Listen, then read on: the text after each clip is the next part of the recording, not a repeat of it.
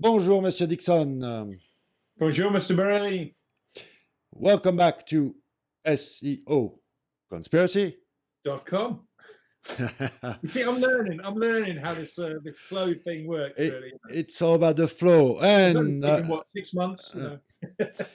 yeah, but I was telling you my frustration about I'm good in French. I got a good flow. I'm fast. And in English, but I guess the whole Frenchy with the broken English thing is Southern style. I guess I can play around with that for a while. Let's see how I improve. It'll work. I mean, I'm glad you got broken French. It gives me time to think and know what to say next. Yeah, but your accent is cool. If I want to do something with, for example, our friend Craig Campbell, that's gonna be harder. Okay. Yeah, he's from Wales, right? Wales, huh? Yeah. No, Scotland. Scotland. Glaswegian, I think. So, yeah, Scotland. That's right. Scotland, Wales. Those. I'm US based type of English, and so some like northern Great Britain accents are okay. Anyway, doesn't matter. Language. We're not talking about language today. We're talking about the future of our industry, the future of, I was going to say search. No, SEO. SEO is we're talking about the SEO is dead meme, aren't we? Yes. But it was, I almost said search because that's my point. We're in the business of search and SEO, old school SEO. I've got a little old boy story about SEO is dead. I once wrote a blog post, and it was link bait back in 2006, something like that. So no, is SEO dead? And or SEO is dead, and it was link bait as we know it today, and absolutely link bait as we know it today. But interestingly, I was so early that I hadn't spent much time on Jill Whalen's high rank forums, her forums, and she's now retired and moved out of the industry. But somebody picked it up and then said, "This is the most stupid thing I've ever heard." Obviously, they didn't actually read the post; they just saw the headline and went for it. But it was actually the making of me in there, because one of my competitors came along and defended us, our agency, and said, actually, they're doing quite a good job on some things here, and they know what they're doing, or did then. I'm not saying I've known for the whole 20 years of this SEO stuff. I've made a lot of mistakes along the way, but then I was ranking pretty well for search engine optimization, as was this other competitor, and we were fighting over that phrase at the time. And that kind of made me, because he'd done a better job of promoting his brand than I had at that time, and somebody coming out and outright criticizing me turned out to be a win. So it was good, really. So SEO is dead has been around at least since 2006, because that's when I started writing about it. I'm sure I wasn't the first. What I'm saying is old school SEO is dead in the way it evolved. This machine came in before old school SEO. Okay, let's start from the beginning. What was it? It was Google desktop version, 100%. We all depended on Google, and it was simple. It wasn't really, was it? It was Alta Vista and Hotbot. Sure. That's for in the 90s, but early 2000, Google came in strong, and that was just Google. That's when SEO became interesting, and the SEO industry started to blow up. That's thanks to Google. But it was content didn't even matter. It was title tag and backlinks with anchor text. That's it. Pretty much it. That was, for all the 200 factors, those were the three. Title tag. Then now the new way of doing SEO, what you're doing with InLinks, what I'm doing with the topic called Mesh, is about semantic SEO, meaning it's not just repeating old school. Hey, every time you had a space in the source code, you would put the keyword, right? What's called keyword stuffing. Yeah. Now it's more about how can you play the mystery word game? How can you surround that. I don't even want to call it keyword. It's topic, idea, cluster, concept, whatever you want to call it, but no more keywords. So surround it on the page, surround it around the page within the site, and surround it off site. But also, what I'm fighting Surrounded by against. things that are topically similar. I think the interesting thing for me is that we can now take a topic and say these are the topics, other topics that are semantically very close. If you're talking about pizza, then you probably if around that you start talking about dough and pepperami and flour, then you're probably talking about going deep into the concept of pizza making. Whereas if you talk about pizza and then you talk about things like restaurants and takeaways and Chinese and Italian, then you're probably talking about the concepts of takeaways as a genre, of which pizza takeaways are one type. So the way in which you talk about topics around your central core theme has an influence on what is the central theme and the focus of that theme. What's important is to be in phase with the intent. If you want to eat some pizza, then you don't care about the history of pizza. That's the example that Bill was taking. Absolutely right. And I look at it all the time. So we've got people coming onto the InLink site and they're coming onto the free version and they're trying to associate a page with a topic. So we kind of sit there and say, right, you've got your free 20 pages. Now associate a topic with the page. And we'll help you. These are all the topics that we found on the page that we can, relate to a Wikipedia article or an entity. Choose one of those, or choose your own. But come up with one. And the number of times people come up with a central topic and things that are not what the page is actually about. They come about saying, "Oh, it thinks it might be about this." Well, that's one of 50 things that you found on the page, and you've said it's about that. Well, you read it. And you're not going to be answering a needs met, and it's very easy to do. Even when you're experienced at doing it, it's very easy to bugger that up. Also, I want to point out that in English you have a word that we don't have in French, which is the word topical. Topic, and everything that surrounds the topic, everything that is relevant around the topic.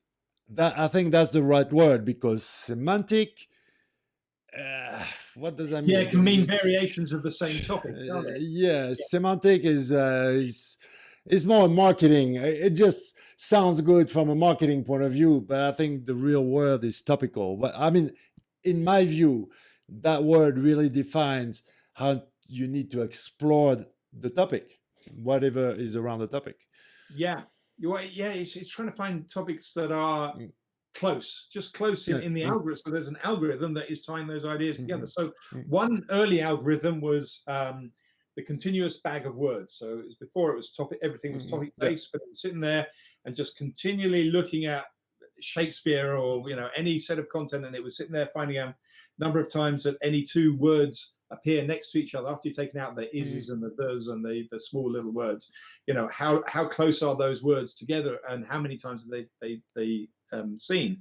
And those n-grams are very integral for Google to find whether words were close to each other and they could use algorithms then to sit there and say king and queen are probably quite close to each other without knowing anything about a king or a queen. But that's now morphed into, well, now I understand the concept of king, I understand the concept of queen, and yes, I understand that these two topics are closer. And you're right, using the word semantics too much is just confusing, but you're likely to be talking about king when you talk about queen, if you're talking about history. For those who want to investigate, I mean, you mentioned n-grams with a series of entities. I can guess the following one: the Salton cosinus, who is in the proximity, the distance. And let's remember, it's not words, it's entities and vector. It is distance. Now. It is. It's a vector between two concepts. Yeah, words are not words for Google, or at least in the way we think about a word.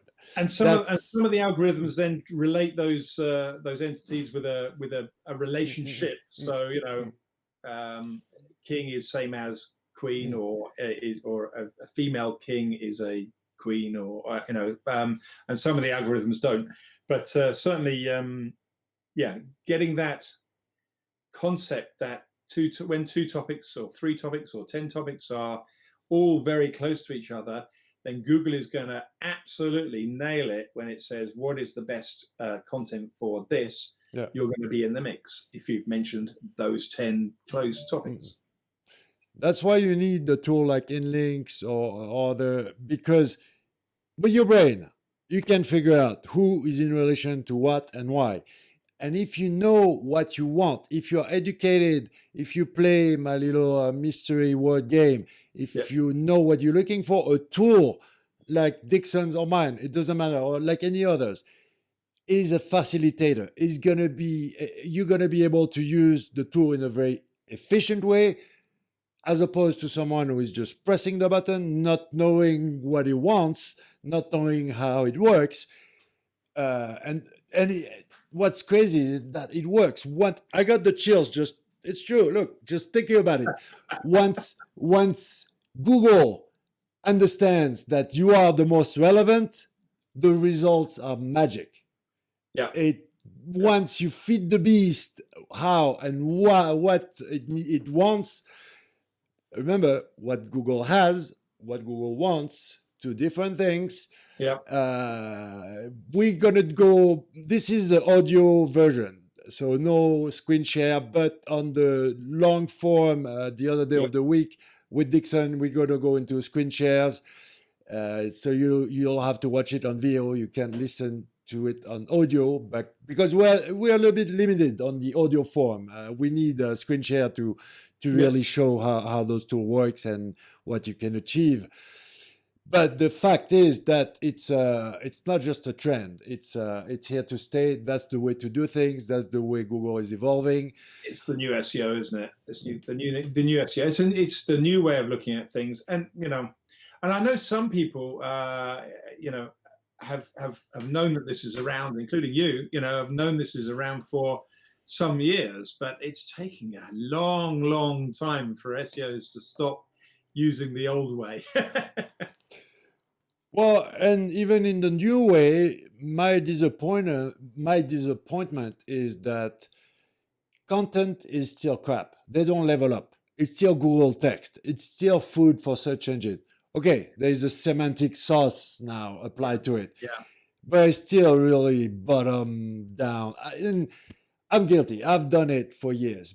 But it was 15 years ago. It's annoying. That's Google's, that's Google's algorithms, and that's what's coming back. And I would imagine their quality raters are sitting there saying, "No, this is shit. This is shit. This is shit." Well, it's not good enough yet. It's not good enough for Google. But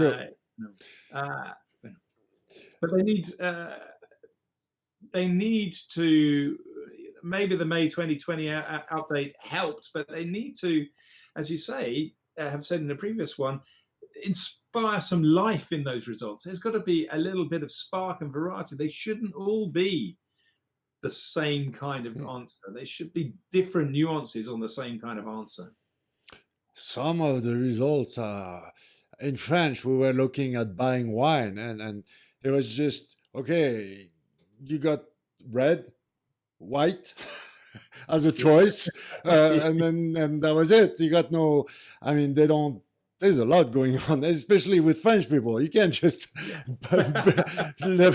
red, white, that's your choice, and then you got okay, whatever. Don't get me started on. I guess Google are just happy that people will then click on the page results and they'll earn the money, and that's where all the money is coming for them. That's why also there's a new trend coming back. It's not a new trend. It's an old way of searching that is coming back, is asking real people. Asking people on Twitter, asking people if you want to know how to make a pizza, well, you go ask a cook in a pizzeria, because you get a better answer than Google. That's coming back strong. Big time. Absolutely. I agree with that. And I think that, that has but that's interesting because it has got different types of bias involved. So if Google's guilty for dumbing down, asking your friends does two things. Firstly, it gets rid of the commerce, so it gets rid of the paid element, which is great. But in certain types of search, you're just asking, you're talking to the converted, you're talking to your own echo chamber, which when you're trying to get something factual, that's fine. When you're trying to get something nuanced, you're going to get a biased set of results from a group of friends as well. So politics is a really good example of that. You ask your friends, they'll all agree with you, you know. I think SEO, old school SEO, I wouldn't say it's dead. It's just a layer within a global content marketing strategy. You need that Yes. SEO layer, but SEO in an end in itself. And if you don't do everything around SEO, again, it depends. If you're targeting bed egg breakfast renting in buttfuck Arizona, yeah, sure. But if you want to play with the big boys, you got to do everything around SEO. Otherwise, I guarantee it won't work. Just doing links and title tag and optimize your content, even with the semantic sauce. You won't get and you. But Furthermore, one of the good things about that, Laurent, is that we'll all end up doing different things in different places. So we will end up emerging with different profiles, and we won't necessarily, even though we may appear to clash with a competing product, as we go out into different avenues and spend time and energy in different sections, then our successes will happen in different places, and we'll become different businesses. Even very close business models become different because of the things that they do. mm-hmm. But people mindset needs to change. You can't be just saying, like we said before, okay, it's one keyword, one page, one CTR, and money.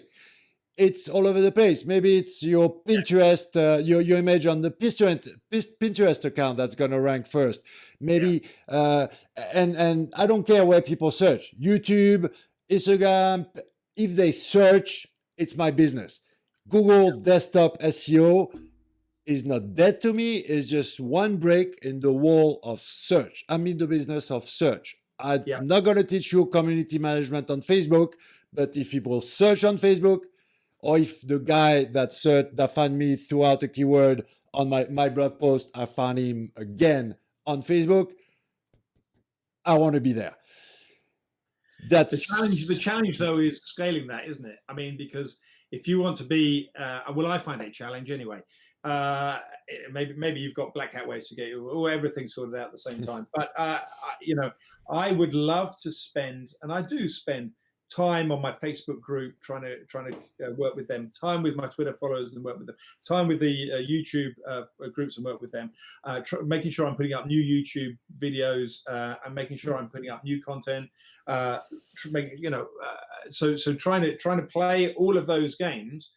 But ultimately, as the business grows, I'm going to need a person that is responsible for this set of things, and another person doing this set of things, and people who are loving that section of the interweb, so that all of the customers, whichever path they come down, feel loved and feel happy to be at the end of the journey.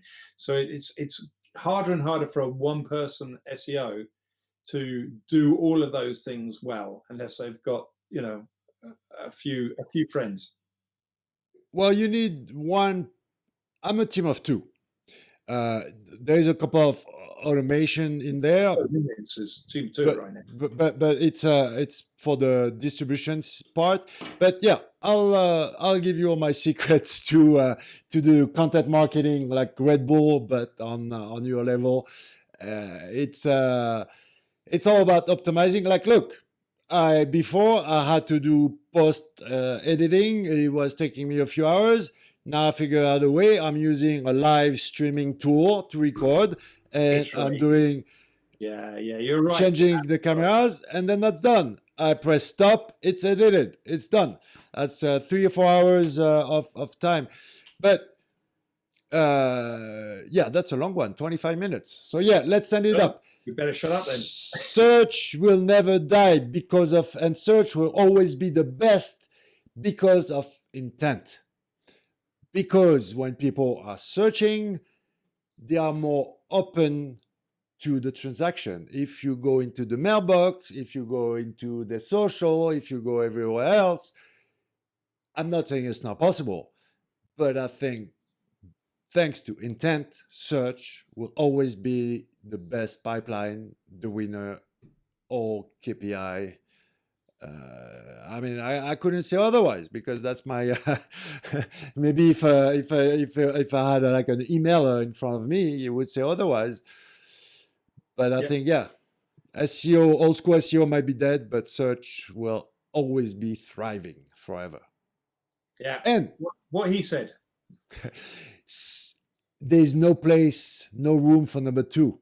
Voice, Google search on this thing. Number one, or you die. Voice, there's only one result. So that's the game is harder. That's for sure. Yeah. Okay, next time. Okay.